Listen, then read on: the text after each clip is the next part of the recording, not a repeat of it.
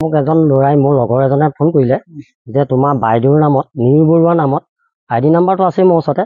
ID নাম্বাৰটোত ঘৰ সোমাইছে, পইচাটো ইতিমধ্যে দুটা কিস্তি, এটা 32,500 টকা আৰু ছেকেণ্ড কিস্তিটো 48,000 কিমান টকা আছিলে, সোমাই অলৰেডি সেই পইচাটো তেওঁলোকে আত্মসাৎ কৰিলে।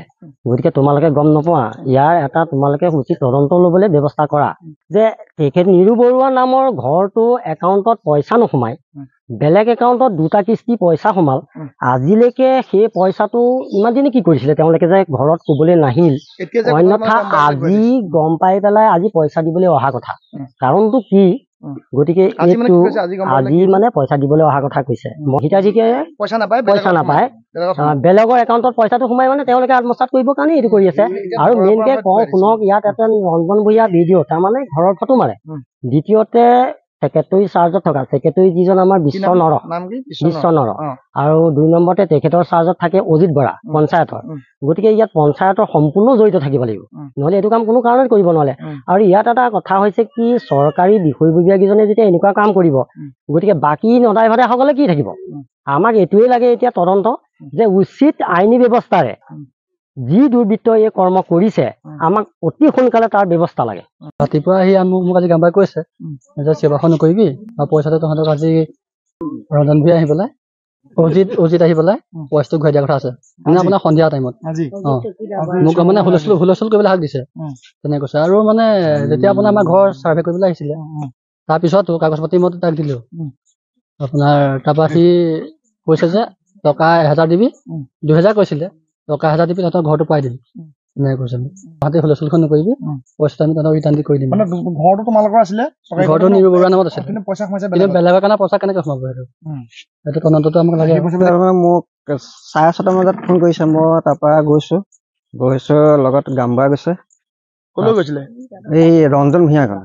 ৰঞ্জন ভূঞা কোন হয় তেখেত? তেখেত আমাৰ ইয়াত ঘৰ বিলাকৰ ফটো মাৰি থাকে। পঞ্চায়তৰ কোনোবা নেকি? পঞ্চায়তৰ কিবা হয়। তাৰপিছত অজিত আহিছে, তাৰপৰা গৈছো, তাৰপৰা এহেঁতে পইচাটো উলিয়াই দিছে। আপুনি ক'ত লৈছিলে পইচাটো? এই ৰঞ্জন ভূঞা ঘৰত লৈছিলে? কিমান দিছিলে পইচা? 32,500। কিহৰ পইচা বুলি কৈছে আপোনাক? ঘৰৰ পইচা বুলি। ঘৰৰ পইচা ভুলৰ হেৰিয়াত বেলেগ একাউণ্টত সোমাইছে বুলি কৈছে।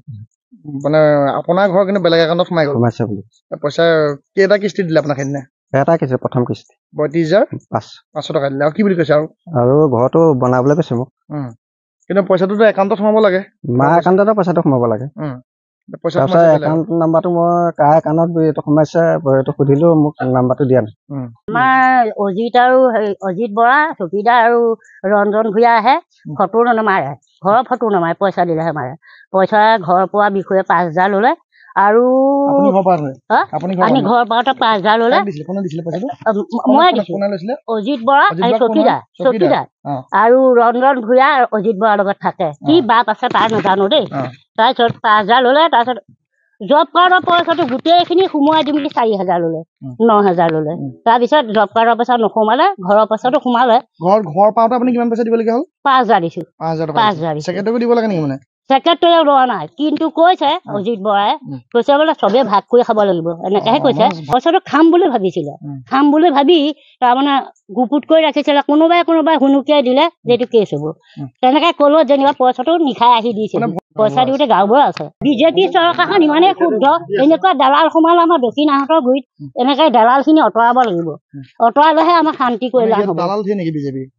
বিজেপি দালাল হৈছে শুদ্ধ চৰকাৰ। এতিয়া দালালি পাইছো নহয়, এতিয়া গুৰিত নহয়, এই লদাই ভদাই বিলাক। অজিত হলে চকীদাৰ, পঞ্চায়তৰ চকীদাৰ, তেওঁ অজিত বৰা লিখা উপাধি।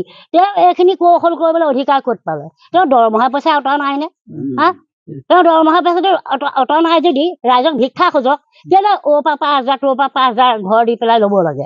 আকৌ ফটো নামাৰে নহয়, ঘৰৰ পইচা নিদিলে ফটো নামাৰে।